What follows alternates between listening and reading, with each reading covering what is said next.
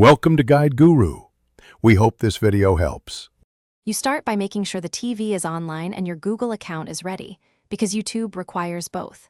Connect the Panasonic to Wi-Fi or Ethernet, then update firmware so the app installs smoothly.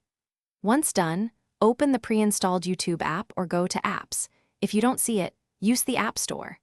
Make sure your remote works and you have your Google email and password, or be ready to pair using the phone's YouTube app for faster sign-in. Next, open the YouTube app and install or launch it directly. The TV will prompt for sign-in. Choose the pairing option to enter a short code at YouTube. /activate on your phone or sign in with email and password on screen. This pairs account, playlists, and subscriptions, useful for recommendations. After signing in, allow permissions and pick a playback quality that matches your internet speed. This prevents buffering.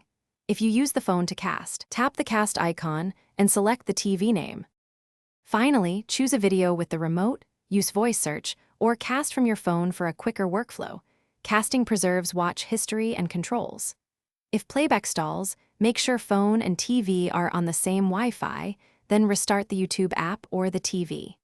If that doesn't help, toggle the TV's network off and on, or uninstall and reinstall the YouTube app to clear cached errors. One key troubleshooting tip: check your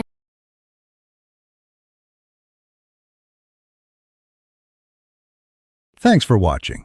Consider subscribing if we helped you today.